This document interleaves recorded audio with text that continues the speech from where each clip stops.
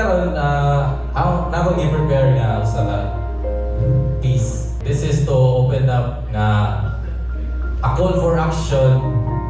Isip kita mga habitant ng common world.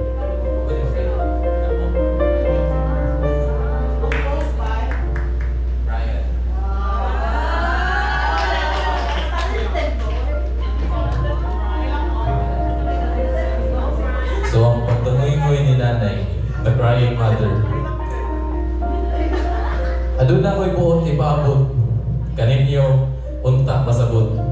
Ibuka ang mga mata o tanaw sa palibot. Ako nang hinaon, kaunta kini mo abot, sa kinalatman sa inyong mga buot. Ang atong palibot na ay gustong ipaabot.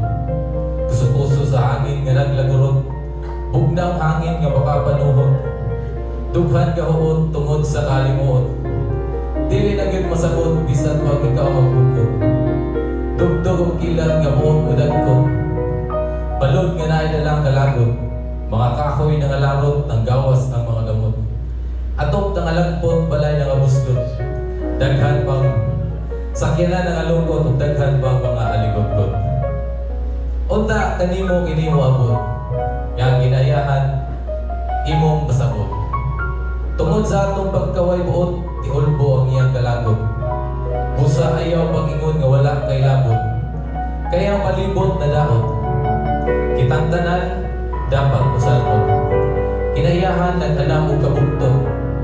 Nalusaw ang kanindot, nipuli ang kamaot. Apan dili pawa ang tanan. Tinuod nga ang kinayahan samdan. Tungod sa atong lain-laing binuhatan. Nagkadaiyang interes diha sa kagamanan. Igamit ang kahog kapalit sa kalautan. Nas mas di matigbabaw ang kasalapi kaysa sa kaayuhan. Mga bugtong ipatag landslide ang lahatan.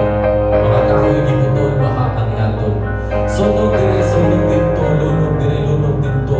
O uwan mo reklamo, o init mo reklamo, kung sa madyod mo gusto. Pila pa ba kabagyong Yolanda ang mulabay para itamag tinabangay. Waton pabali mo nga mag-snow sa Pilipinas, busa ka mulihok. Igsoon paminawa, ang dangoy-ngoy sa kinaiyahan.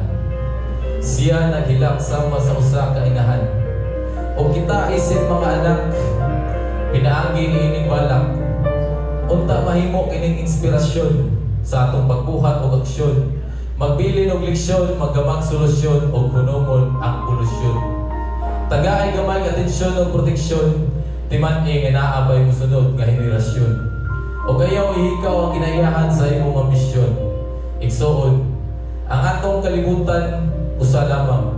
Unta kita mag-uban sa pagbuhat o konkretong mga lakang. Lakang sa pagbago o kauswagan. Kalihukan sa pagsilbi sa kinayahan. Alang sa kayuhan sa tanan, gamay pasensya o kinahanglan. Panagiusa o paghabag hangtod katapusan atong sa aral. O atong tapuson, sa juntay apan kinisingkasing mong kontribusyon, atong masakmit ang lunhaw o mahulukon nga kalikasan.